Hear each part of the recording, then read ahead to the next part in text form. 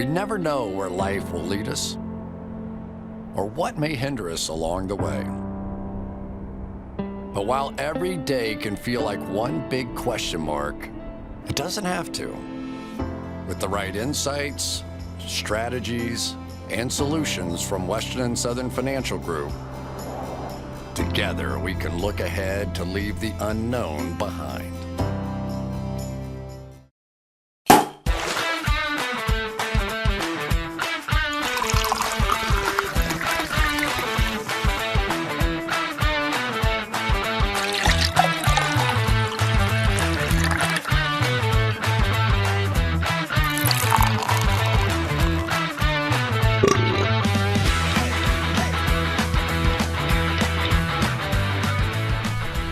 A lot of people don't know, before I got to San Diego State, I worked at my dad's weed shop. He owned a weed shop in San Jose. It was called Emerald Crossings. I worked with him. I didn't even know this. Yeah, this is a new one. So I worked with him. The shifts were 9 a.m. to 9 p.m.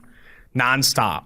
There's a lot of stories, wild stories from working at Emerald Crossings and selling weed before it was kind of illegal to different people in San Jose. One of my favorite ones, though, this is when my dad was drinking heavy, like drinking at work, just going in. And on Wednesdays, his favorite waitress would work at Texas Roadhouse. He was in love with her. Thought she was the cutest thing in the world. So, hey, on Wednesdays after work, we were going to go to Texas Roadhouse. His order, a Cadillac margarita, 2 shots, another Cadillac margarita. Dude was sending it every single time, and every single time, without fail, trying the same pickup lines. What was her name? Bianca. Trying her same pickup lines on Bianca every single Wednesday at Texas. And this is before I was 21. I was still right in high school. And I think then it was like, dude, my dad looks like a moron every single time. Bianca's just never going to be there for her. But she would flirt with him, and the tips were massive. My dad was dropping absolute bombs on Bianca every single Wednesday. But the best part of it was, obviously that part was an obvious highlight, because every single time it was the same stories, the same pickup lines, Bianca being the sweetest person in the world about it. But on the way back, it was a different, so I drove. My dad, obviously, not a big driver. When we drive back, we'd go down this turn, the specific turn that we wouldn't go back if we didn't go to Texas Roadhouse. And there's this turn where it's like 25-mile-an-hour speed limit to get on ramp on the freeway. And he is, every single time, without fail, tells the same story about how he would take that same turn at a buck or 100 miles an hour. He's like, I would take this turn. He'd call me like a pussy. And he's like, I would take this turn at a buck. And every single Wednesday, the funniest thing is the miles per hour would change. So the next Wednesday, it'd be like, I would take this turn at like 90. I was like, wow, Dad, you're kind of being lame this week, huh? And sometimes it's 110. I would record it. So it got to a point where I was recording it every Wednesday. And I played it for our fellow coworkers at Emerald Crossings. And I played it for my dad. And he's like, no way. I say that every time. I was like, dude, without fail, you take that turn at either 80 or 120 every single time. And I've never gone over like 30 on it. But it was the Emerald Crossing stories, man. I might have to start bringing those more regularly to the podcast, because I forgot that's a part of my life you don't even know. And it's an insane one. Texas Roadhouse was my favorite restaurant as a kid. It's got bomb. I would ask to go there every birthday. The rolls, I would put down an egregious amount. I'd be so full by the time the honey butter or whatever my meal would come around that sometimes I wouldn't even finish. And for me not to finish a meal is a rarity. I would probably put down about 3 baskets myself. There was one time at I'm going one more Emerald Crossing story where my dad was so hungover he was asleep from the start of the shift to the end. And I had to wake him up to drive him home, and he got paid a full day of money for that. We got paid under the table in cash, and he got paid a full day of money just sleeping while I handled the entire store. It was a disaster. Anyway, do you want to jump to a Miami story? Do you want to save that for the Wednesday episode? No, we'll save that. I've been in a lot of different places around the U.S. Dude, you I was on vacation PTO for the last few weeks. I mean, we have unlimited vacation here. I think I'm the only one that actually utilizes that. You, on the other hand, have been busy as hell trying to onboard all these people and all that stuff. But it's great to see you back in studio. You're looking tan as hell, man. You're looking pretty good here. So for today, like what you probably didn't come for was the Emerald Crossings Texas Roadhouse stories. We are going to look at some players to watch or battles to watch in training camp. This is the last week without football until the Super Bowl, and we're going to do it by position. But before we do so, there's so many stories. We haven't hit on a lot of these stories. Yeah. Xavien Howard not happy with his contract. Aaron Rodgers and Devontae Adams not happy with much. The Last Dance Instagram photos. Where do you want to start with all this? Let's go with the Rodgers, Adams. Obviously, I have the shirt on now, the Aaron Rodgers with Last the belt. Dance. But I saw that, obviously, so they both posted the same picture on their Instagrams of Michael Jordan and Scottie Pippen shaking hands. My interpretation of that was they're coming back one more year. one more year. They wouldn't think of last year as the last dance. If I can lost in the NFC Championship game, it would have to be this upcoming season with Adams 1 year left. And they just said contract talks are off the table now. They are too far apart, whatever. And that was immediately, it was the Devontae Adams contract talks are done. That next day, last dance picture. That to me is what that is. It means they're going one more time around and then they're both out of Green Bay, which I'm happy with. I'm fine with that. End of an era. I mean, it's the end of an era. I do think that it adds some clarity to what has been like an absurd situation of like, is he going to Denver? Is he retiring? Hosting Jeopardy? I think you saw Ian Rappaport. I mean, tweet. I'm not sure that's any clarity. That's like, I'm not sure. No, but you saw Ian clarity. Rappaport tweet today that there are people now close in Green Bay that Rodgers has told he plans to play this upcoming season. I think the Last Dance IG story was an exclamation point on that he's coming back for this year. Yeah. I think a lot of people weren't even sure if he was going to play in 2021. I mean, I think the fantasy football community was considering Jordan Love in certain situations.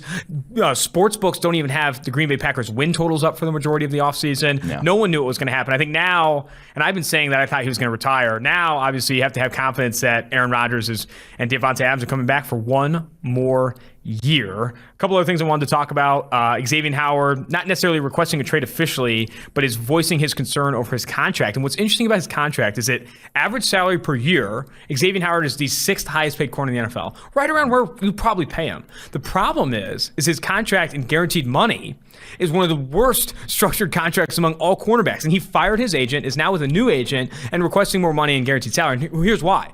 Byron Jones, opposite of him, signed, I think, a year later in free agency, is making roughly the same APY, but so much more guaranteed money. Like Xavien Howard is not playing with a lot of guarantees. I think ultimately Miami would obviously be smart to restructure that contract or find a way to put more guarantees in it. But of all 32 teams in the NFL, the Miami Dolphins have put more money in 2021 in the cornerback position than any other team. They don't have a lot of room to grow here. There could be opportunity to trade him, and I think it ties perfectly with, and I wrote this piece yesterday with Brad Spielberger, Chandler Jones trade request. He wants a little bit more cheddar. Xavien Howard wants a little bit more money. Cardinals pay the cornerback room the lowest in the NFL. Could bring in Xavien Howard, potentially move Chandler Jones to obviously Brian Flores there in Miami. I think there could be a superstar swap in the making, potentially. Oh, I don't see that. I think the Miami Dolphins would be absolutely insane to do something like that. You think? I do. And it's because you have 4 years left on your deal here. You signed through 2024. Now, the fact that Xavien Howard signed a bad contract, that's on him at the end of the day. If you want to hold out and miss camp, you're paying those fines. Like the NFL can't forgive fines anymore. Teams can't forgive fines when guys come back. So you're kind of SOL in terms of any sort of holding out and not playing games. If you don't play, you don't show up, you just lose a contract here. And I think Miami, for just long-term business purposes, has to call his bluff. You can't have a guy 2 years after he signed a contract not playing football, kowtowing to a guy's request, no matter how good he's been over that span. It reminds me a lot of when kind of T.O. back in the day had that. I think it was with Philly, where 2 years into his deal, he's already like upset with it. And it's like, yeah, because you got the guaranteed money all up front, you got the bonus all up front. And now, yes, fire your agent, blame your agent, whatever, but you still sign that deal. You can't, as a franchise, make the habit of just giving into those. I think that's how you get kind of the Atlanta Falcons situation with Julio Jones. 2 years left on his deal. He was unhappy. They give him a sweetheart 3-year extension, and all of a sudden you're in cap hell because you gave a guy, you bent over backwards to his requests, and he started to get some declining play out of him. So what do you ultimately think plays out for both Xavien Howard and Chandler Jones? Who are they playing for respectively in 2021? Chandler Jones is the one. He has 1 year left on his deal. I believe this is last year. $15.5 million in 2021 cap hit, non-guaranteed though. Yeah. So that's the one where last year of a guy's deal, I'd be much more willing to part ways. Now, it's bad sort of business to say, hey, let me go sign J.J. Watt to make my guy unhappy here and not give him the money or whatever. But I think in that scenario, with 1 year left, I'd be much more willing to say, okay, what can we get back for this guy? I do think that there's opportunity specifically for the Cardinals to, do a contract extension, push some of that money into the future, and honestly help their books for this upcoming season. But I don't know if they're going to be able to pull that off. I think we saw the report from Jeremy Fowler of ESPN say that the Cardinals do not want to trade Chandler Jones. They like him as a locker room piece. He obviously is coming off a torn biceps injury that he was out of 11 games last year. But in the year prior was a top 10 edge according to PFF grade. I think he had 45 or so total pressures. I do think that Chandler Jones, I think on PFF's latest edge rankings, the 16th ranked edge in the NFL. I think he can be a top 15 player at his position when healthy. Be interested to see what what the Cardinals do, especially because knowing that they're in that spot where Kyler Murray is going to start asking for some cheddar here soon. Like if you're going to extend Kyler Murray, you're going to need a lot of cap space to do it. And are you going to be spending on Chandler Jones, etc.? It seems it's a little odd from Chandler Jones' perspective. Like his money right now this year, $15 million, is still good, and the only thing is just his age is getting up. Like he will be 32 when he has to sign his next deal when he hits free agency. He's not going to get more than 2 or 3 years then at that point. So maybe this year you get a 3-year, 2-year extension. But this one, I don't see how you're the Cardinals, how you, one, extend him with, like you said, Kyler Murray. They're going to need to have money somewhere, and two, his age. So they're kind of all in for this year. They kind of just have to say, I think at the end of the day, they're going to be not really taking many calls either. Last pieces of news here, and then we'll jump to the training camp battles. But any high-level comments on the Sam Hubbard extension, 4 years, $40 million. That $10 million APY puts him at 36th, tied for 36th at his position in pay per year. And then Anthony Miller traded, I think, for a late-round pick swap to the Houston Texans. Could be the number 2, number 3 there with Kiki Kuti and Brandon Cooks. I'll say this about Hubbard. That's good business for Cincinnati.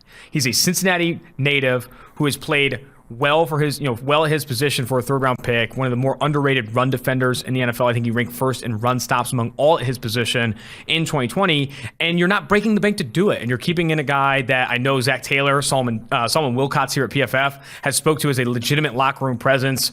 Anytime you see contracts like that where you're signing quality depth, in-home grown depth, at that kind of contract value, I think it's a good decision for Cincinnati. As for Anthony Miller, I mean, I don't know how big of a deal this is going to be. I loved his tape at Memphis, specifically that UCLA game, but he's not really panned out to be, much better than advertised. Yeah, the Hubbard one, in my opinion, is not something that they needed to do.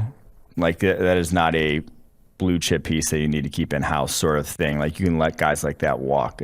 That's not a huge deal. But if you live in Cincinnati at all, you would know it was going to get done. Like he's on all their promotional stuff all over town. He is like the face of the franchise because of the story. Because he's from Cincinnati. Yeah, and then went to Ohio State. Like locally, he is a fan favorite, even though everyone, their mother would agree, the pass rush was the problem last year. Yeah. And Carl Lawson was not the problem. Yes. So who was the problem?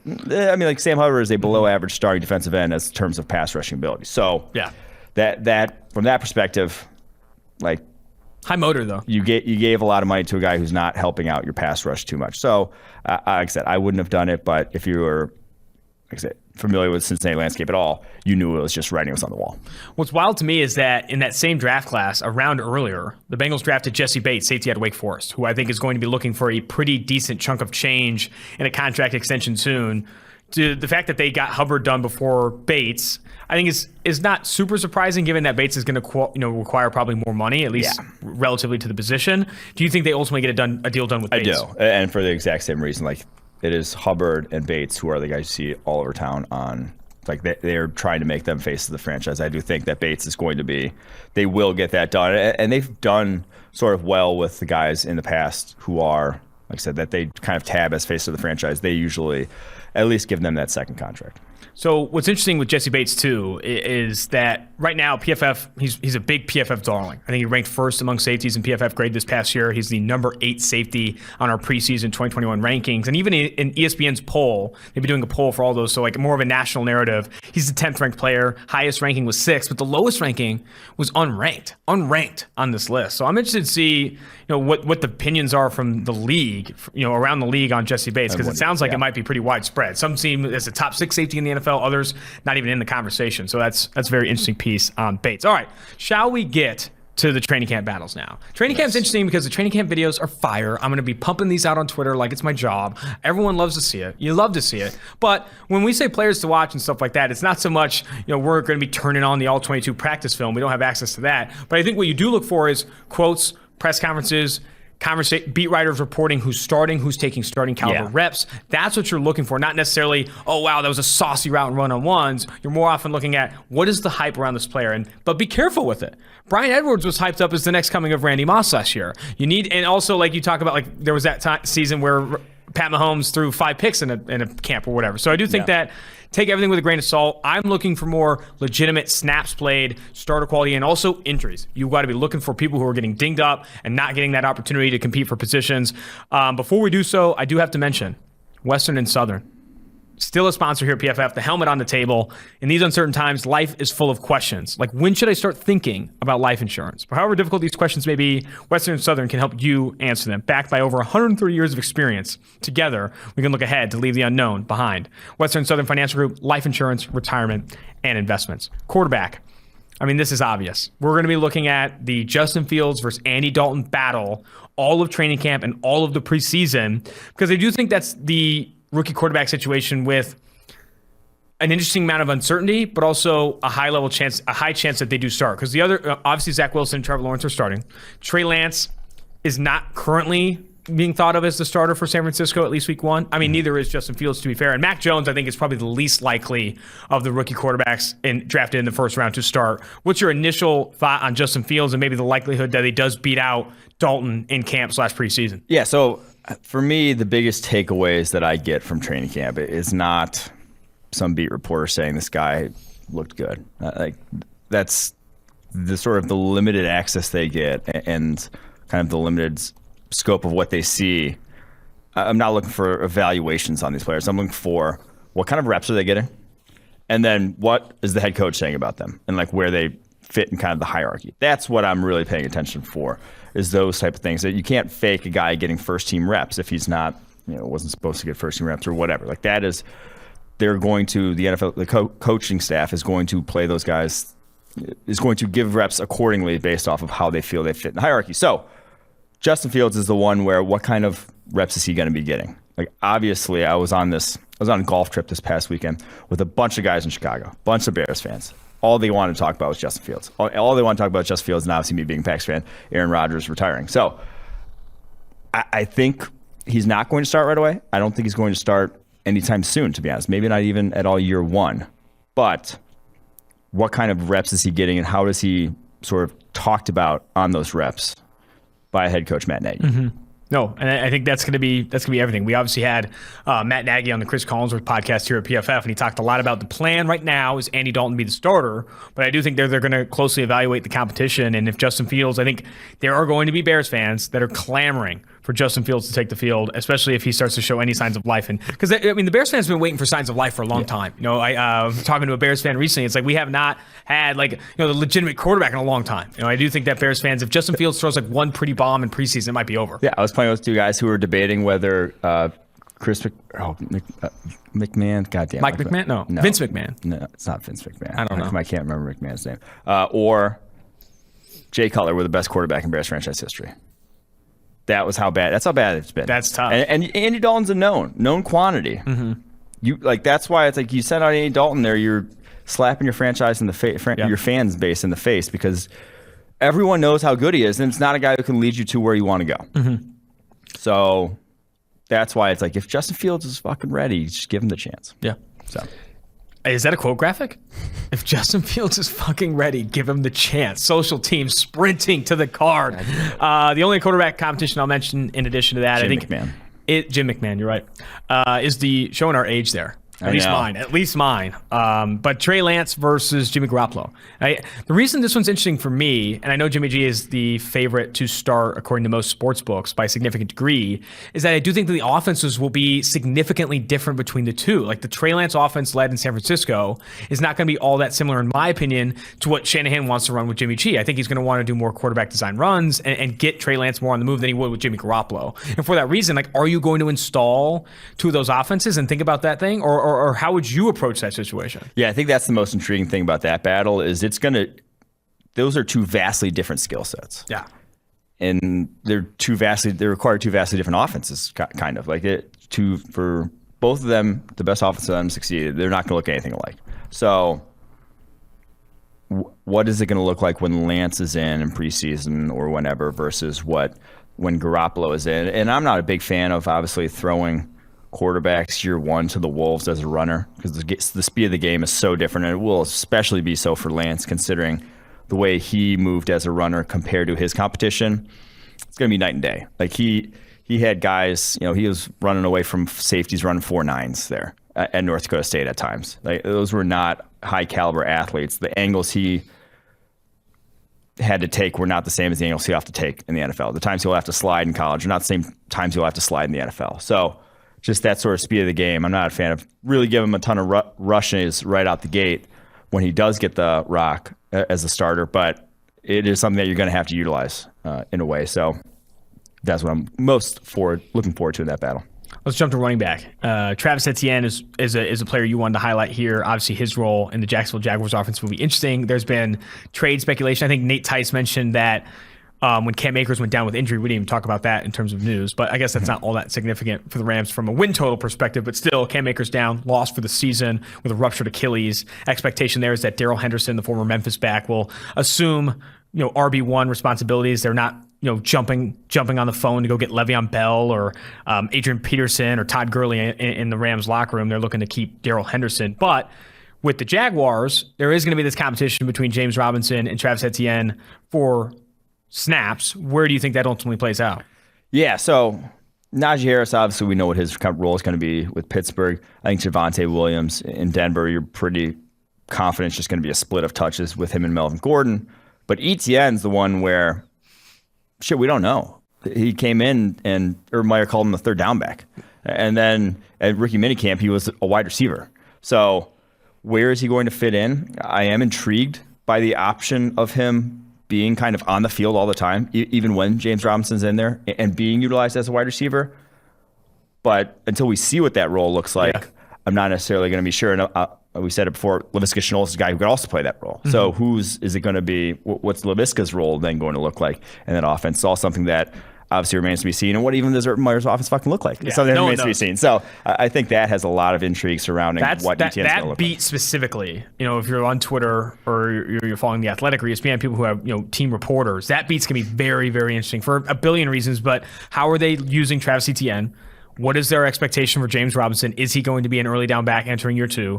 And you have a receiving core that a lot of people are interested in. Laviska Shenault Jr., obviously DJ Chark coming back from injury, and then didn't even mention his name, but biggest prize, Trevor Lawrence, and how that offense is going to look. I think that's going to be an interesting beat to follow. Etienne and Robinson at the forefront there competing for the top running back spot. Where I went with this is Kenneth Gainwell competing for that number 2, number 3 running back spot behind Miles Sanders, who obviously is going to be the focal point of that offense. I think fantasy projections reflect that. DraftKings Sportsbook has their his rushing yards total very high. They expect him to be the starter and the focal point from a touches perspective. But you have this competition of Boston Scott, Kenneth Gainwell, and newly signed Kerryon Johnson to see who's going to be that other back taking touches. And I would not be surprised if Gainwell, surpasses Scott and Johnson because of his receiving chops and what he did at Memphis and that explosive ability he does bring.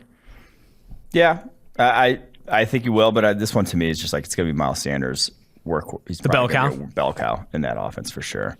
So I would foresee Gainwell getting that number 2 though. Off of Kenneth Gainwell in the running back position, let's go ahead and jump to. I always say go ahead and jump. I need to stop saying go ahead and jump. No more jumping.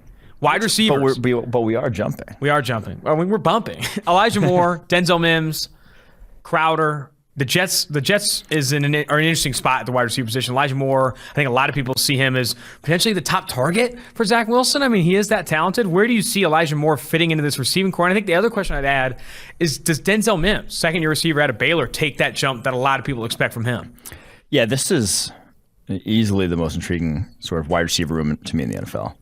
And for a number of reasons. One is because obviously Moore, we were super high on him. He was the guy they drafted at the top of the second round. They obviously had a full stable of wide receivers, a starting 3 that's fairly solid. I don't think anyone would poke holes in it. They didn't need a guy and still felt the need to draft Elijah Moore. I mean, they were probably pretty damn high on him. So then Jameson Crowder, they give him that sort of, contract adjustment down a bit. And from just a long-term team building perspective, you would want more to see snaps. You would want more to build a rapport with Zach Wilson because he's feasibly under contract for the next 4 years and beyond. None of these other guys you can say that about. So you would want him to start and be that guy for Zach Wilson for Zach Wilson's entire career if he could. So I think that's a very interesting dynamic to see how that ends up playing out here during training camp. Do you think that Denzel Mims can be a number one in the NFL. I mean, we didn't see enough from him last year. I guess, what are your expectations for his year 2? And I don't know, because we really liked him after that Senior Bowl. I think we had him as a top 35 player on PFF's draft board entering that the 2019 NFL draft. I think I still have a lot of hope for Mims. Obviously, the quarterback situation is going to be improved. The offensive line situation is going to be improved. That offense should take a step forward. And if Mims doesn't, my take is, if Mims can't take a step forward with this offense, there's going to be reason for concern with his development. Yeah, I do think if he's the odd man out in this rotation, that's bad. Not a good thing. It's not a good thing for him. But I don't think he will be. I think James Crowder will be the odd man out in this rotation, if anyone. Another interesting receiving core that involves a rookie too is the Washington football team. Obviously with De'Ami Brown, Curtis Samuel, and Terry McLaurin, Logan Thomas, all there for the Washington football team with Ryan Fitzpatrick. I talked to Mac Brown recently. Mac Brown, surprising no one, has very high expectations for De'Ami Brown as a rookie. Obviously a former UNC wide receiver. You don't say. What I love about Mac Brown specifically is that he's so fast, he's so big, he's so good in contested catch situations. Just freaking praising his guy. Loving De'Ami Brown. Do you think he is clearly third fiddle in this offense, or does he step? I think there's a chance, with how Curtis Samuel at least has been leveraged in previous years, for him to be the number 2 and Samuel to be kind of third fiddle in this offense. That actually reminds me, just take a quick sidetrack, is when, like, the only time I've ever heard a college head coach say, no, like, I don't think he's ready, don't think he's good, was Brian Kelly about Sean Kaiser. Really? Like, every time like a guy gets asked about, oh, he's going to be great, this guy's excellent. I don't remember that. Brian Kelly said to Sean Kaiser's not ready when he was coming. Oh, no, I do remember that. And everyone's like, oh, how could he say that? How could he say that? Well, shit, Sean Kaiser might not have been ready in retrospect, but maybe he was just looking out for his best interest there. But I do think in this sort of 3 deep, how they've built it, it's very versatile. All those guys can go outside, inside, versatile body types. I like the way Washington's built this receiving core. Now, Ryan Fitzpatrick, quarterback position, obviously it's a TBD what we're going to get from that. But I do think De'Ami slots in right away, and you have a sort of 3 deep that can pretty much do whatever you would like them to do from a role perspective, which is nice flexibility for an OC. Tight end position. I couldn't figure out my own battle here. There's only one tight end I'm going to be watching and looking out for in training camp. That's a rookie, at least, and it's Kyle Pitts. We're number 8 for the Atlanta Falcons. Obviously, Julio Jones no longer in Atlanta. Calvin Ridley going to be, I think right now, according to PFF's fantasy football projections, projected to lead the NFL in receiving yards. But right behind him, I think this duo could be pretty nasty. Kyle Pitts and Calvin Ridley with Matt Ryan and the Atlanta Falcons in 2021. I mean, the expectations for him are the highest for a tight end I've seen in a long time. For him to come, people are expecting him to be a top 5 tight end in the NFL in year 1. Do you think he gets there? And I guess what would be something you want to see in training camp surrounding Kyle Pitts, whether it's a beat, whether it's a training camp highlight? What are you hoping to see if you're a Falcons fan with Kyle Pitts in either the preseason or training camp? I guess my initial response is not get freaking hurt. I guess that would be important. It's him to stay healthy. He will be. He'll be the second option in this offense. I do think he finishes with top 5 sort of tight end stats when it's all said and done, because 1, when you draft a guy that highly, you're going to feature him, and 2, it's just that fucking good. So, yeah, Pitts, he's really the only tight end that really intrigues me in terms of, like, what are we going to see from him? I just want to see if that sort of just utter dominance we saw at the catch point at Florida, if he can still do a little bit of that here in the NFL.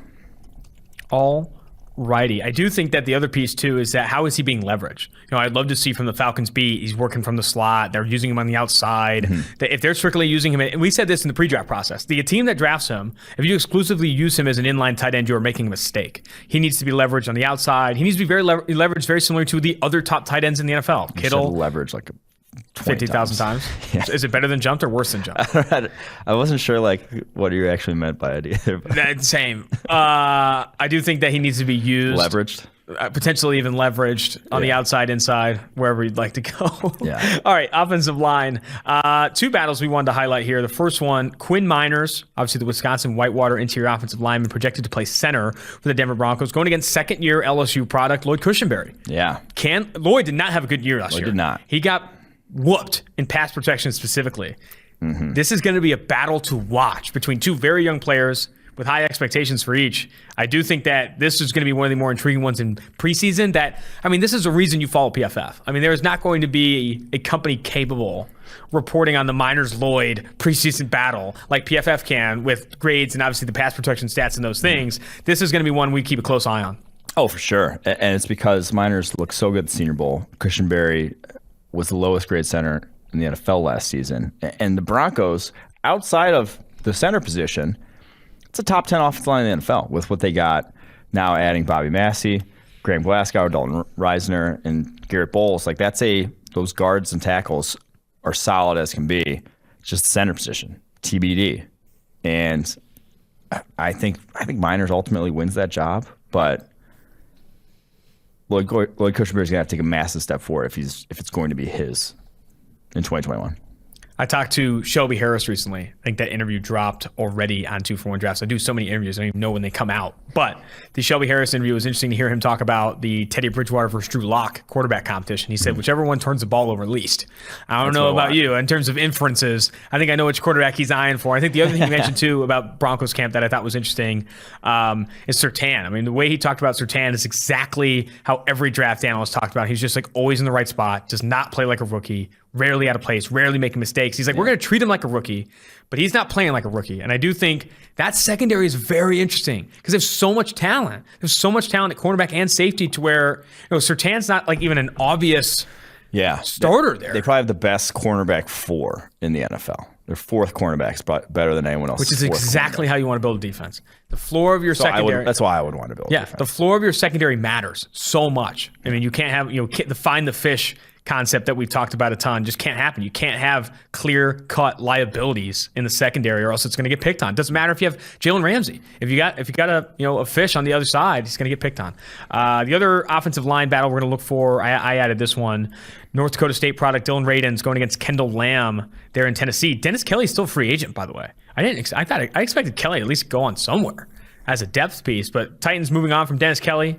They obviously have Taylor Lewan at left tackle, but at right tackle, is it going to be Kendall Lamb or Dylan Radins? I know we talked about Radins in the pre-draft process as one of those guys who could come in and play now. And then he shows up at the Senior Bowl and was, would you say, far and away the best offensive tackle prospect there? Like, that's how good he was against top caliber competition down there in Mobile. By the way, where the draft starts.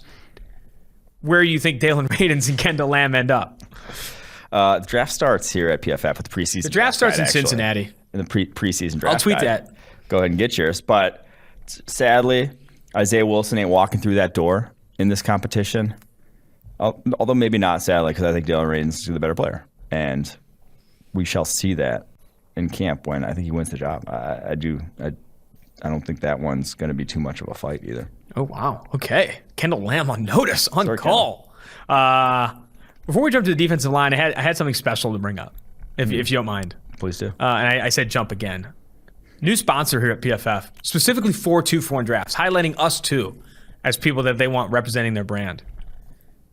Manscaped. Support PFF. Support for PFF is brought to you by Manscaped, who is the best men's below-the-waist grooming champions of the world. They sent me some new products. I don't know if you've got yours yet. Oh, I did. Oh, you did? Yeah. I'm clean as a whistle down low. It's honestly absurd. It is... It doesn't get better than that. I'm out here grinding the tape, looking for something like what Manscaped can bring to the table.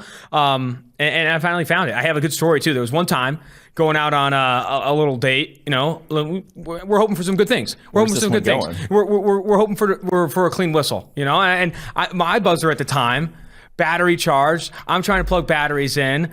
I drop a battery, it flows under the sink. I can't get it. I'm butt naked trying to grab this battery under the sink like an idiot, like trying to get this thing. And then I remember last minute, I'm like 5 minutes before I got to be at this bar. I remember that my remote has the same batteries. I plug those in, go. It doesn't work out. The date didn't go well. I was a little optimistic. But now with the Manscaped Lawnmower 4.0, your boy can't miss. They also gave me a nose hair trimmer. I mean, I don't know, man. I think Manscaped might be the new best thing in my life. I think that's where I'm at with Manscaped. So Manscaped offers precision-engineered tools for your family jewels. Manscaped just launched their 4th-generation trimmer, the Lawnmower 4.0. My goodness. Join over 2 million men worldwide who trust Manscaped with this exclusive offer to you, 20% off and free worldwide shipping with the code PFF at manscaped.com. Manscaped engineered the ultimate groin and body trimmer by focusing on intelligent functionality and incredibly comfortable grooming experience. Their 4th generation trimmer features a cutting-edge ceramic blade to reduce grooming accidents thanks to their advanced skin-safe technology. I now feel confident shaving my boys. Did I mention wireless charging? That's what I'm saying. I had the battery situation. They had wireless charging here. Battery situation, no more. New wireless charging system uses electromagnetic induction, which can help battery length last longer. Get 20% off and free shipping with code PFF at manscaped.com. That's 20% off with free shipping at manscaped.com and use code PFF. Unlock your confidence and always use the right tools for the job with Manscaped. Whew, that was a mouthful, but honestly, couldn't stand by it more and more. I think you have to get it done with Manscaped. Defensive line. Kwity Paye versus Odeyingbo in Indy. Your thoughts on how that, Tyquan Smith's also there. I'm interested to see how Indy deploys this defensive line because they've, in my opinion, there's a lot of hope around Kwity Paye obviously coming in and being an impact starter out of the gate, but they also have some other talent there too that they, I'm sure, want to rotate in. Yeah, I think that's the biggest thing to me is just seeing how this all shakes out because of the sheer amount of dudes they've drafted at the position in recent years. You have Tyquan Lewis, Kamoko Toure, Ben Banigou, all second rounders. All in the past 3 years, all at that position too.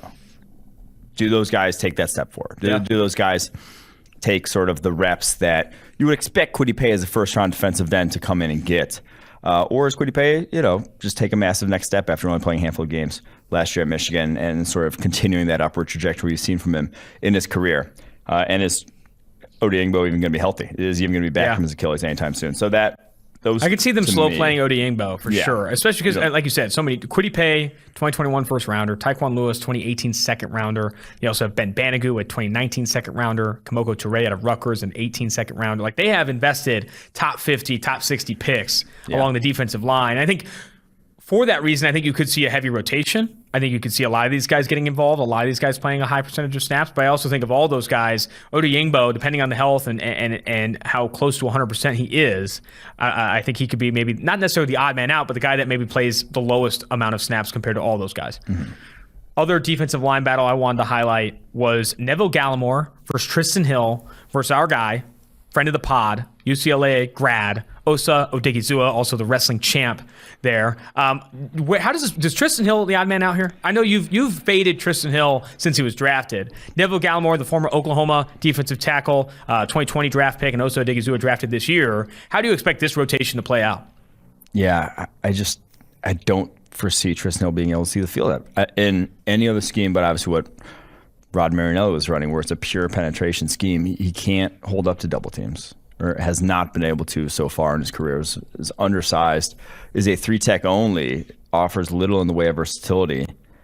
So those other guys, Gallimore, Odigizua, far more versatile, far better against the run. I just think after all the issues they had last year, and obviously new defensive coordinator Dan Quinn coming over, I think Hill's probably the odd man out in that rotation. Only 333 total defensive snaps in his career. He's just going to be DPR probably in that defense.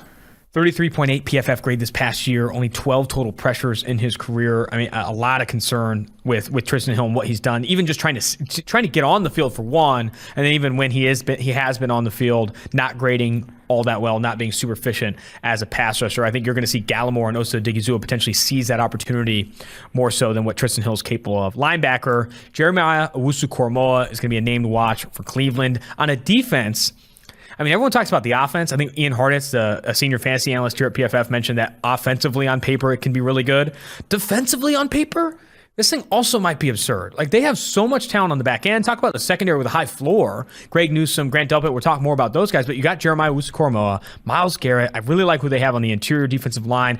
They added Jadeveon Clowney. Like, I do think that this Browns defense, Jeremiah Owusu-Koramoah, is fitting into what is already kind of a star-studded unit. Yeah, I'm just curious to see his role. And like I said, where he fits in after, obviously it's talked about it all draft seasons. He was not a linebacker. He was a slot. He's 220 pounds. You got to find a role for him. It's like not every defense does have a role. And not every defense is going to carve out a spot for a guy like that, especially a second round pick who's a rookie. So does he kind of do they say, hey, you're our weak side linebacker, deal with it? does he even start with, them signing Anthony Walker, with Sion Takitai being a third rounder a couple of years ago? I don't know, but curious to see. I think he does. I think he does end up just playing like weak side linebacker. Again, let's go 30,000-foot view here. What we're looking for in training camp in the preseason. Obviously, in the preseason, you'll have more opportunities with tape. We get access to the All-22 right out of the gate for the preseason. You're going to be able to view how well these guys are playing out of the gate. But for the training camp stuff, I think what you're looking for is the beat writers there and the camp videos coming out of there showing, is this person getting reps? Is this person healthy? Jeremiah Owusu-Koramoah is another guy with injury and stuff that you have to look for. I wanted to highlight this one in New Orleans. Zach Bond versus Pete Werner. Who gets more reps there? Both those guys could play similar roles. We talked about Bond as a pass rusher and off ball. Pete Werner as a pass rusher and off ball. How do those guys get rotated into the mix? And what I think both of these guys could be productive players, even if one doesn't get more reps than the other, or Bond, because he is the veteran there, gets more reps. I think even used in a rotation could be some exciting things for New Orleans, specifically their pass rush this upcoming year. Yeah, Alex Anzalone ain't walking through that door right now. So they got a competition for the second fiddle there to Demario Davis, that linebacker. Bond only 102 snaps healthy last year. Did not see much time. So I am curious. I do think it'll be Werner. I think they were super high on him to draft him where they did, back into the second round. Like, I think you draft a linebacker that highly. Obviously, it's a position that some have devalued a ton. Plus, when Mickey sees his guy, he gets his guy. And so, but Bond was his guy too. He traded up for Bond as well. I don't know. He likes both of them, I think. He likes Bond. He likes Werner. I'm interested to see how the coach deploys him at this point. I think Mickey doesn't really have. Or does Bond get dropped down? Do they use him to rush the passer more? Because obviously they lost Trey Hendrickson. Trey Hendrickson was one of their or do they fit Werner in for package guys? That's again. What's the beat saying? Where are these guys at? What's the beat saying? I'm just saying I think Bond could ultimately be. I might say that for the rest of this week. What's the beat saying? I might tweet it. What's the beat saying? All right. For cornerback, I think there's two secondaries specifically that there's a lot of interesting stuff. For the Titans, Caleb Farley, Christian Fulton, first and second year guys that are going to have high. And then you also have Elijah Molden there too. Like, you have two first year guys and a second year guy with some high expectations entering 2021. Is that secondary going to take the fall off some expect? Obviously, losing their two starters and Malcolm Butler and Adoree Jackson from the previous year. Is there going to be a drop off here? Is it going to be just because we've seen rookie cornerbacks in 2019 and 2020 just get dogged? Yeah. Are we going to see the Tennessee Titans be kind of an exclamation point for that kind of circumstance with just so much young talent there? Well, they said scrap this secondary. We're done with all of you guys. We're going to keep Kevin Byard because we really can't get rid of him, but we're going to keep him, our safety, and then everyone else. Everyone must go. And so all new in that, how it's going to fit together obviously remains to be seen. I think you could pencil in Farley for a starting job if he's healthy, but what's up with the back? Like, is he going to look like the same guy? Because he was CB1 before the back was an issue. But backs aren't just an issue once. They're usually an issue, and then an issue again, and then an issue again. So is that going to be the case? I don't know. We'll see. But I will be curious to see. I'm probably more curious to see what Christian Fulton's doing in that secondary, because the odd man out last year, even with injuries, didn't see a ton of playing time. Didn't even get wasn't even the starter as the slot, sort of right out the gate. That was it Chris Jackson in that defense, seventh rounder starting over him in the slot. So does Fulton live up to the expectations that we had of him, which were pretty high coming out? I'm really excited to see what happens to that Tennessee Titans secondary. I just pulled up their depth chart, and it's like, man, like, they are banking on some young dudes showing up. And I wouldn't even say their pass rush. I mean, there's not a lot of confidence in that pass rush either. Like, I do think that's still an area where they can improve. Obviously, they have Jeffrey Simmons, who I think PFF and even the league is very high on as a young and up and coming interior defensive lineman, specifically as a pass rusher. The former, I think, first rounder out of Mississippi State. I'm interested to see what this defense does, man, because it could be an Achilles heel for what is an otherwise really star-studded team with Julio Jones, A.J. Brown, Henry, Tannehill, etc. Brown's secondary, specifically for the cornerback position, you got Greg Newsome, Greedy Williams, obviously Denzel Ward. This one's the big unknown. This is a big unknown as well. You got John Johnson, Grant Delpit, Greedy Williams, Greg Newsome, and Denzel Ward. Denzel Ward, probably the most. Denzel Ward and John Johnson, you feel really confident in what they're capable of. But Delpit, Newsome, and Williams all have significant significant areas to improve. Newsome being a rookie and obviously going to have to hit the ground running in a full sprint with the expectations for this Browns D. Well, they're all kind of lottery tickets, and lottery tickets that could pay off. Like, kind of small. It's a small secondary. Highly drafted dudes, but those are all sort of coverage first players. This is a coverage first built defense. Those are not. Grant Delpit's no physical presence at safety. Greedy Williams is not a sort of physical presence at corner. These are coverage for, like I said, coverage first players. So how they end up scheming and fitting into this defense will be very interesting to see how this shakes out. But this could be, I mean, on paper, just with sort of the evals we had of all these guys coming out, could be a top 3 to 5 secondary in the NFL. Could be. It also could be a bottom half of the NFL secondary, depending on just those unknowns that we haven't seen yet. You think it's that big of a roller coaster? I do. Wow. I mean, Williams, Delpit missing all of last year. You really just don't know what you're getting with those guys. That's brutal. That would be very unfortunate, just given the investment. Investment in Johnson, the investment they've made, obviously, in Newsome and Williams and Delpit. Like they're expecting big things, and I think if they fall flat on their face, buddy, that's going to suck for a Browns team that I think has high expectations. They want to compete for the AFC North. They want to make a deep postseason run with Stefanski and Baker Mayfield at the helm. Safety, then we'll close it out with interviews with Dave Doeren and Jeff Brohm, Purdue and NC State head coaches. Xavien Holland, Oakland-born, Bishop O'Dowd grad, former Oregon Duck, with Miami, and another defense I'm going to be really excited to watch this year. I love what Brian Flores has done. It's a team that's also prioritized the secondary with Holland, obviously Xavien Howard, could prioritize him more in guaranteed money, and then Byron Jones. The Auburn corner, forgetting Noah Igbenogany as well.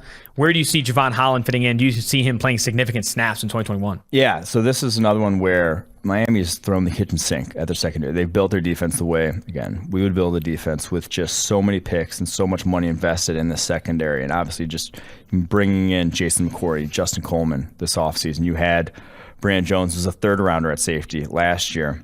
Holland has played slot and safety in his career at Oregon and then didn't even play last year in 2020. So where does he slot in, shall we say? Do you think he's gonna play in the slot? No, I don't know. I don't know exactly the role he'll play. I would think he'd play. You talked a little bit about how maybe he could even play outside corner. I did. I think he could, but I do think his versatility is why they drafted him so highly. Is why they made him the number one safety off the board in last year's draft, and he will be probably wearing a number of different hats, and probably just, I mean, like with how much man coverage they play and how much cover zero they play, you have to be able to be that flexible from coverage perspective. Like at the safety position, you can't just be a guy who needs to be deep, because sometimes a tight end will be split wide and that's yours, and so he'll be an outside cornerback at times in that defense. So I do think that's probably going to be his role. A lot of man coverage on tight ends and things like that. Last piece for the safeties here, and then we'll jump to the interviews with Doeren and Brohm. I couldn't find another rookie kind of battle I wanted to kind of take on here, but Duggar, Kyle Duggar, the New England Patriots, second-year safety out of Lenore-Rhine. Ben Lindsay wrote up for the website him competing with Adrian Phillips for snaps there at safety for the New England Patriots. And he's a guy that I think a lot of people in the Patriots front office have high expectations for, and the coaching staff. And also, I think a lot of smart football minds know just how good he was out of the gate in a COVID-impacted season with no opportunity to really play in the preseason. How good he was last year coming from Lenore-Rhine to the NFL is absurd. Yeah, I'm really excited to see him play and hoping he gets a bigger role and ends up taking that starting job at safety.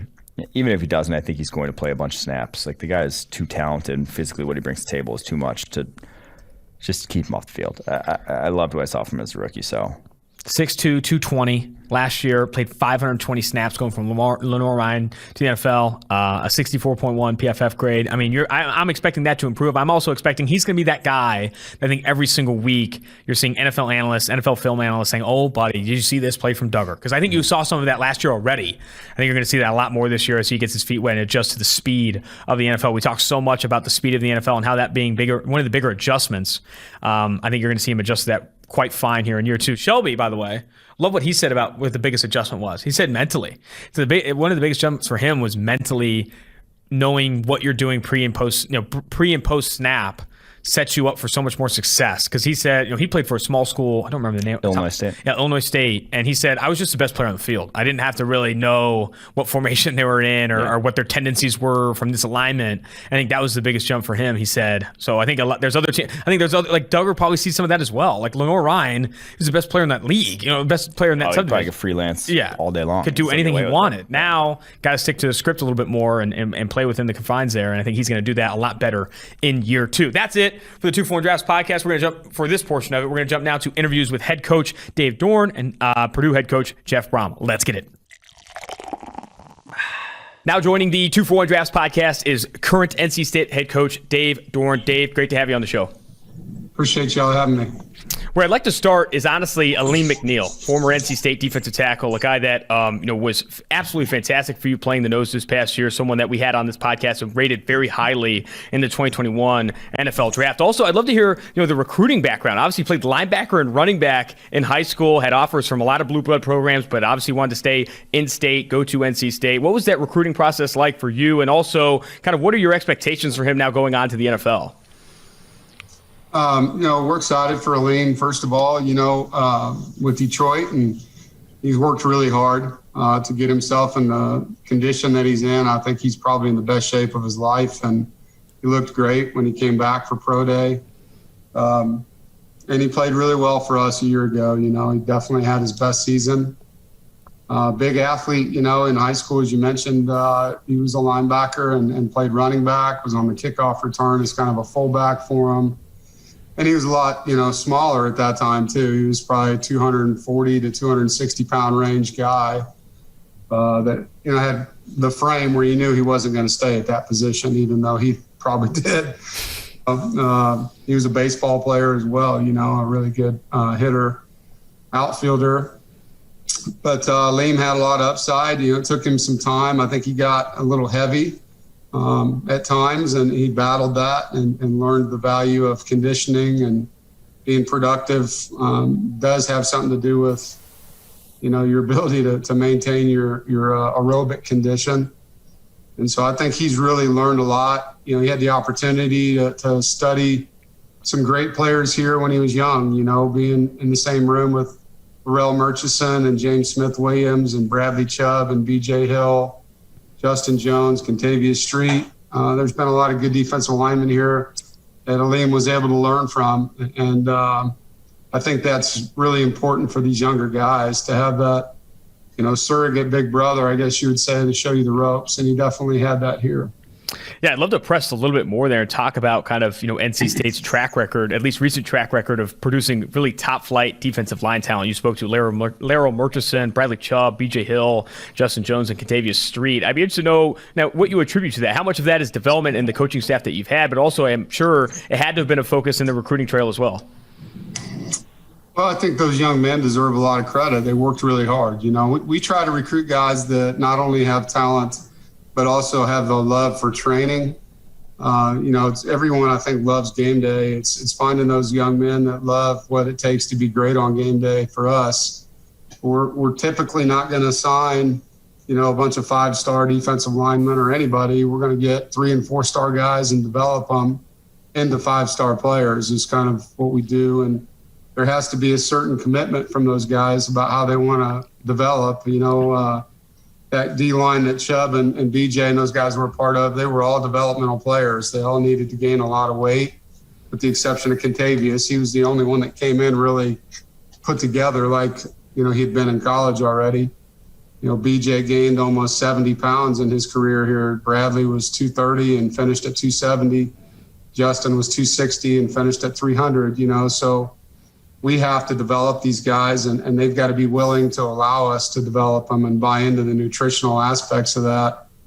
And that's just been what we've done here. I think the coaches that we've had in the D-line room have helped. They've done a good job.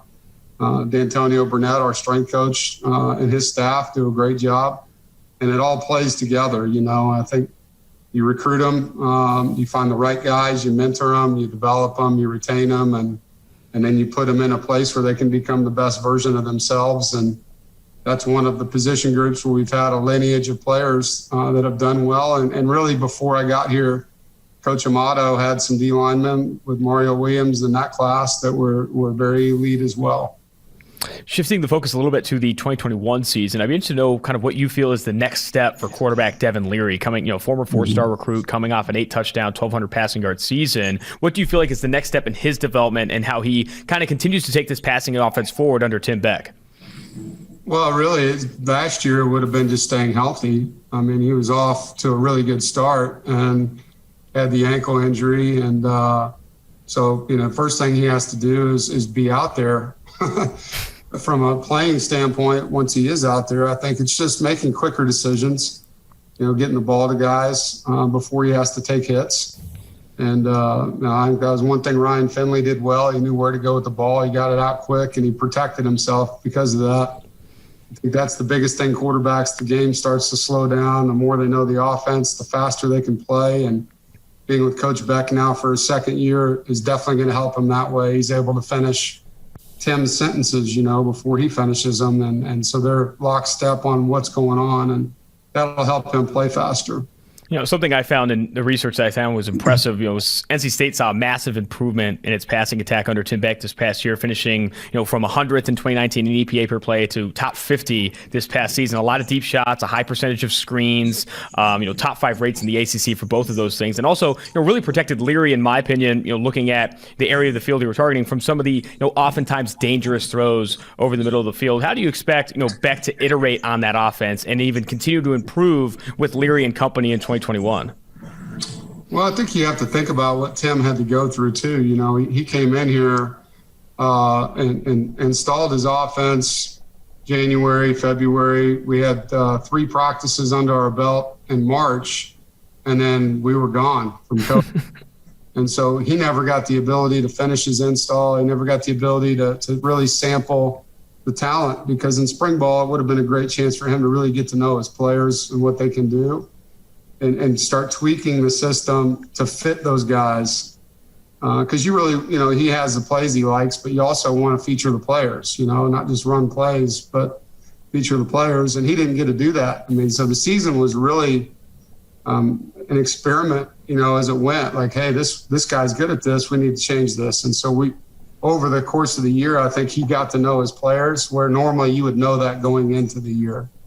And so, the offense evolves because of his knowledge of the players he has with this upcoming season and expect it to.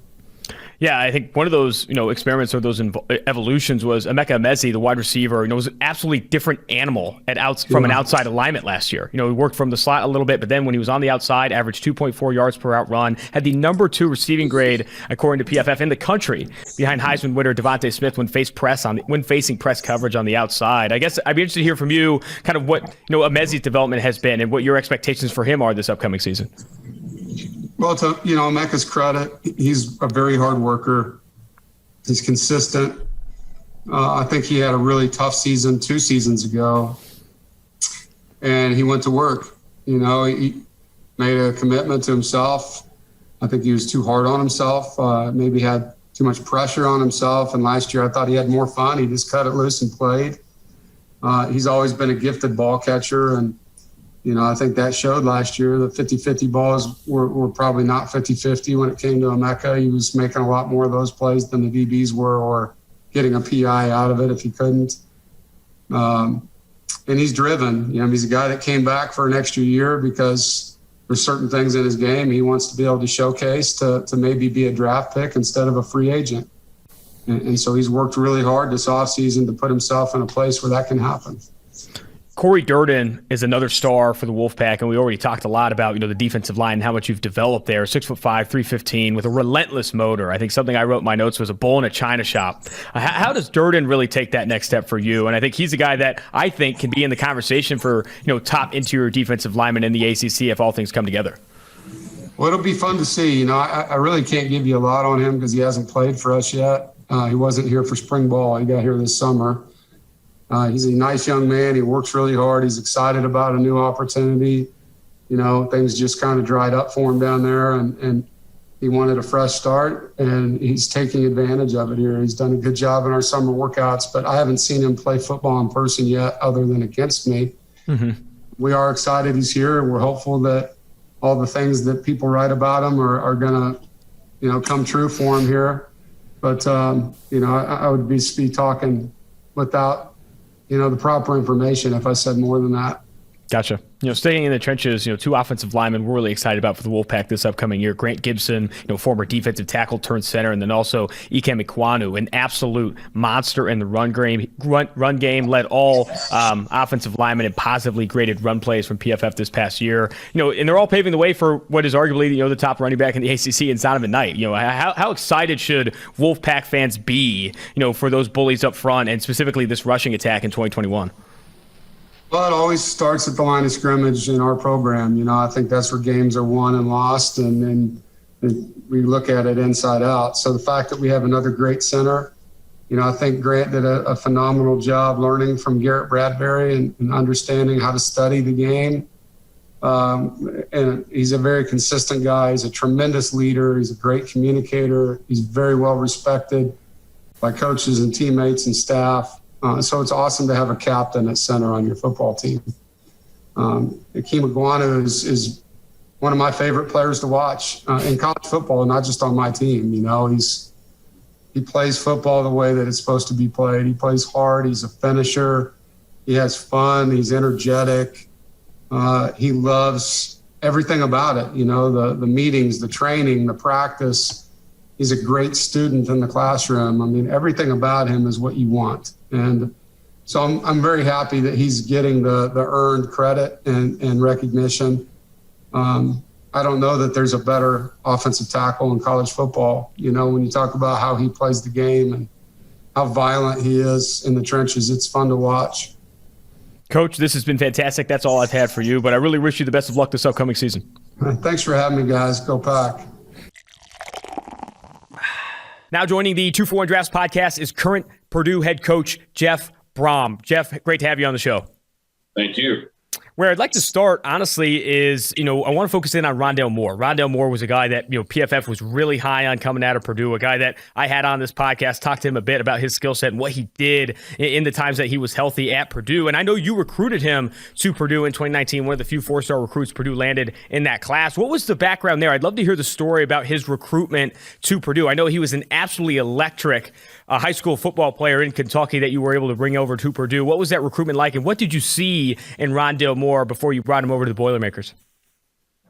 Rondale is an exciting, dynamic player, and going back to his recruitment, there were some connections we had, and Rondale, we kind of developed a relationship, myself and some of our assistant coaches, and he was committed to Texas for a while, and one of the main things we told him was that, hey, if you come here, I can promise you're going to be a difference maker. We're going to make sure that, I call the plays, I help direct the offense with our assistant coaches. We're going to make sure you get your touches, get the ball, and you're going to be able to showcase what you're all about, and hopefully you do it in year one. And that was kind of the message we gave them.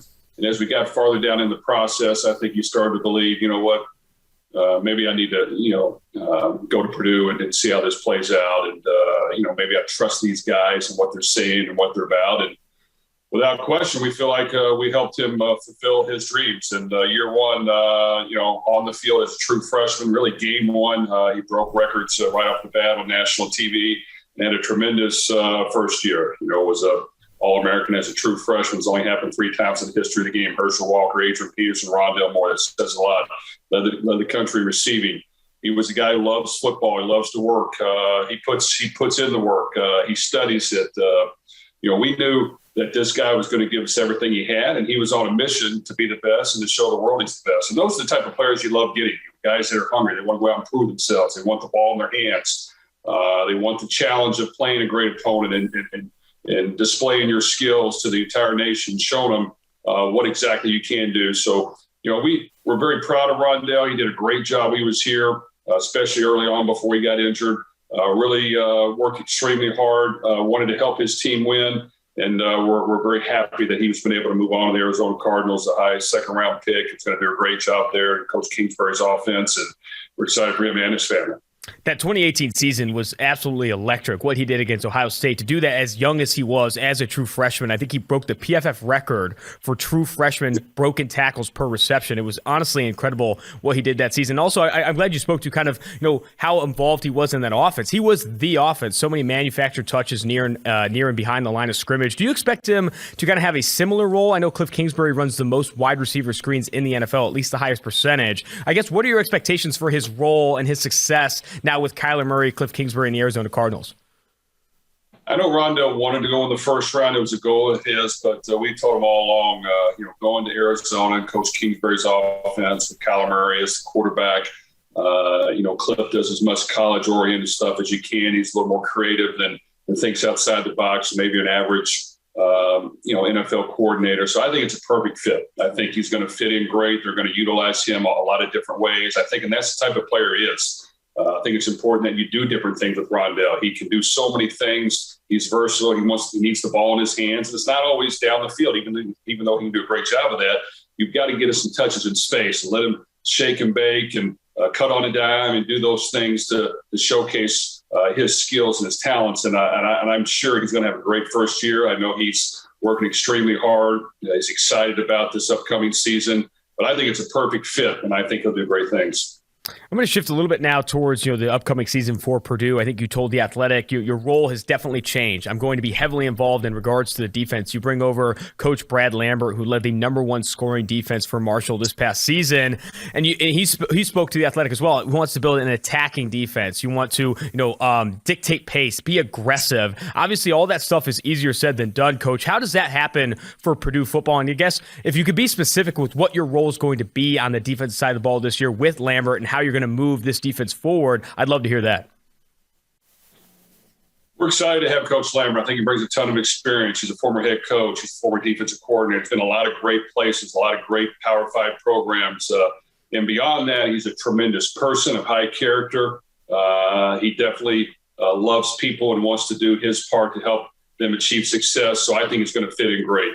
I was completely upfront with Coach Lambert and all of our new hires and made sure that they understood that going forward, I was going to be a big part of the defense. I was going to be in the room. I was going to, set the tone to a certain degree. And obviously, I want a room of a collaboration of a bunch of great men that love football and want to compete, and that we can all work together to go out there and put on the best product that we can each and every week. And I feel like we've done that. Coach Lambert's going to spearhead that room along with me. But, I wanted to take on my personality. I do want us to be more aggressive in our approach. I do want us to utilize the good players we have and make sure that, just like on offense with Rondell, we're utilizing them and showcasing their talents and letting them go do their things. And we want to, challenge things on defense and take chances and go for interceptions and go for sacks and not be afraid to make a few mistakes and not be afraid to give up a big play because that's the type of game we want to play. And, whether it works or not,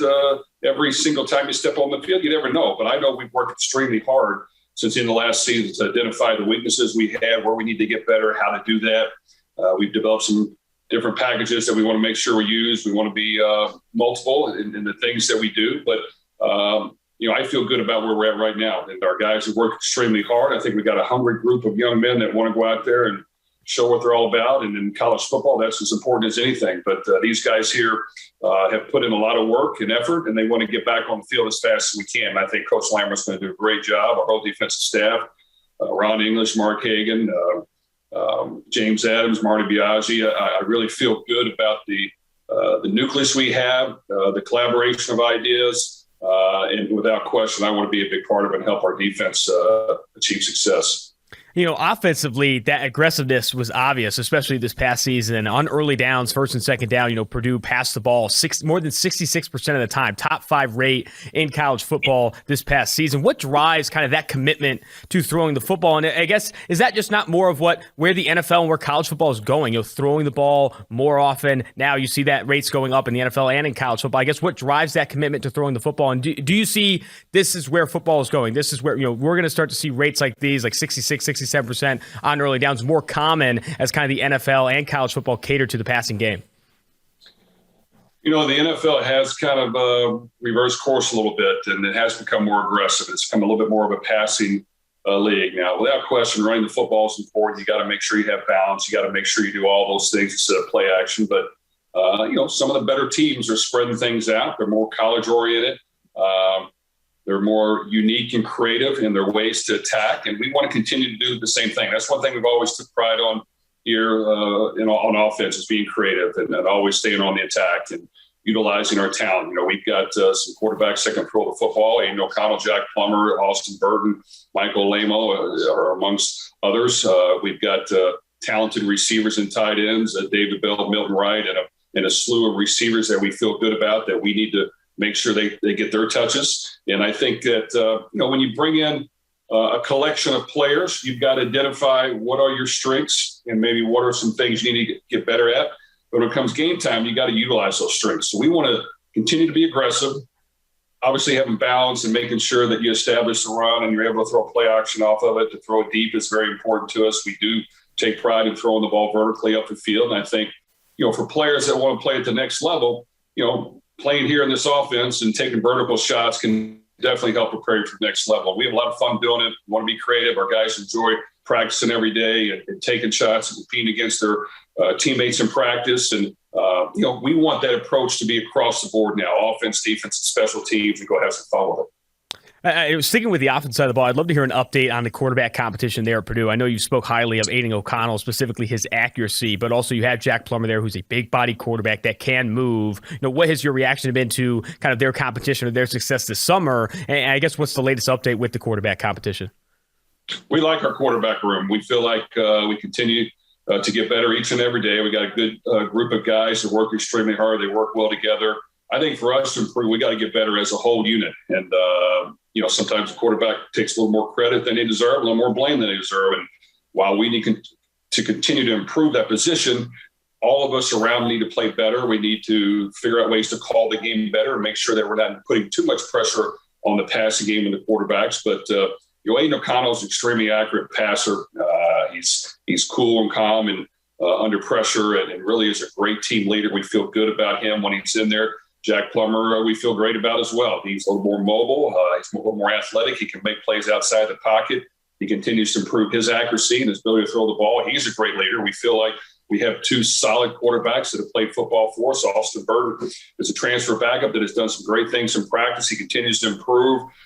We wouldn't hesitate to put him in the game as well. He's in the competition. We have a young quarterback, Michael Lamo, who continues to get better and better. Probably has the strongest arm of anybody in the group. He has athleticism. He continues to get bigger and stronger. He's about 6'4", 230 pounds right now. Wow. And he's got a bright future. So those are four guys we feel really good about. We want to make sure that we're playing smart football, that these guys are efficient, that they're understanding defenses and learning how to direct and lead the offense. But we want to make sure that everyone on the unit picks up their level of play. We go out there to compete and try to score as many points as we can. You spoke a little bit to David Bell, the standout wide receiver for Purdue, a little bit earlier in the interview. I'd be interested to know, the question for me is, how does David Bell elevate his game this upcoming season? Obviously, one of the most talented wide receivers in the Big Ten, a fantastic player, specifically in contested catch situations or 50-50 situations. What's the next step for David Bell? How does he really take his game forward? David's a tremendous athlete, great athleticism in football and basketball, a lot of things, just a natural athlete. He's an extremely hard worker. He gives you everything he has. He's really been able to play injured for us at times when maybe some others would not really stick it out. He has, so he's tough. He's physical. He wants to be great. He wants to improve. I think that anytime you throw him the ball, he's going to catch the football. And whether he's guarded very tightly or whether he's open, he's going to find a way to come up with the ball in tight coverage for big catches and make plays up the field. I think David understands to continue to elevate his game, just got to continue to get stronger and faster and work on getting separation and work on continuing to be effective up the field and finding ways to get open. And he's worked extremely hard. And, we're proud of the work he's put in. We're proud of the production he's had to this point. But he wants to be great. He wants to compete. He wants to go out there every week and prove himself.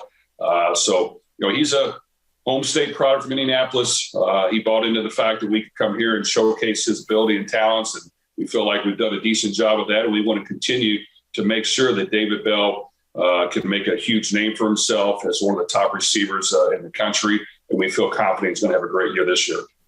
Shifting focus to the defense side of the ball, we at PFF are really high on George Karlaftis. He's already the number 36 player on PFF's 2022 NFL Draft Board. You spoke to the love of the game he has, his hard work, his effort. I love this quote from you. We want to showcase him. We want to make sure we put him in as many positions as we can. I mean, how excited should Purdue fans be for George Karlaftis this upcoming season? I guess what are your expectations for him as he enters this campaign? George represents exactly what you're looking for in a college football player and a Boilermaker. Really works extremely hard. There's not a person in this building, probably including our coaches and myself, that puts in more work and more time and more effort than George to be the very best he can at his craft. He's a great teammate. He wants to go out there and prove himself each and every week. He works hard in every single thing he does. He's an in-state product from right across the street that bought in as well to, hey, let me come here where I can go showcase what I'm all about and do it in year one. He definitely did it in year one. He did a tremendous job. He competed from day one. He played a lot of snaps. He's somebody that we said, hey, you're going to be our starter, and you're going to have to prove to us that you're not ready for it come the first practice of your first day on campus. And he took that and ran with it. This is a guy we want to do some different things with. We want to make sure we do showcase him. And on offense, it might be a little easier to do that with in most cases, but on defense, this year, we want to do the same thing. So there are going to be some things we do where, we're going to move him around a little bit and make sure that we put him in some positions where he can be isolated one-on-one and do what he does best. Without question, he's got to be great against the pass and the run, and we want to continue to develop all those skills. But making sure that he gets the ability to rush the passer and go one-on-one against offensive linemen and figure out ways to get that matchup that we're looking for and let him go do his thing. We feel great about where he's at. Unfortunately, last year he had a high ankle sprain early. He got sick with some things as well that knocked him out of games. So really didn't get a chance to play a whole lot. And he's extremely healthy now. He's ready to get to work. And we can't wait to see, what he does this year on the field. And I know our fans can't wait to see, because I think he's a tremendous talent, an even better person, and a tremendously hard worker every day he comes to this office. One more question for you, Coach, and I really appreciate the time. How much do you expect his younger brother, Yanni, to play this season? I know he's a highly coveted recruit from the 2021 class. I'm sure Purdue fans are really excited to see the next Karlaftis in line. What have been your early kind of your reactions to him or early impressions of Yanni? And should we expect kind of a significant impact from him in 2021?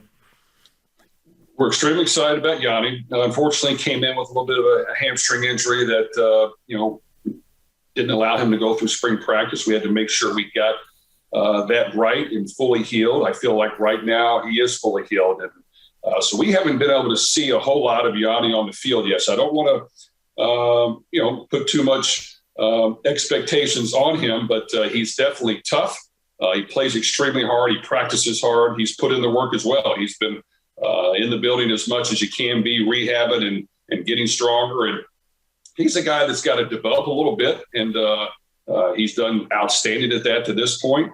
But he's going to play, and we'll kind of just feel how he, comes along in his position, and if he's comfortable, going out there and learning the defense and fitting in and knowing exactly what to do and being able to play fast. But internally, we've got high expectations, and we want him to get that opportunity to do it as fast as he can. We're hopeful that it's game one this year where he can go out there and feel good and we get his feet wet, and then he can continue to progress from there. But a great talent, works extremely hard. We just had to get him healthy here early on, but right now he's feeling great and we're excited about him.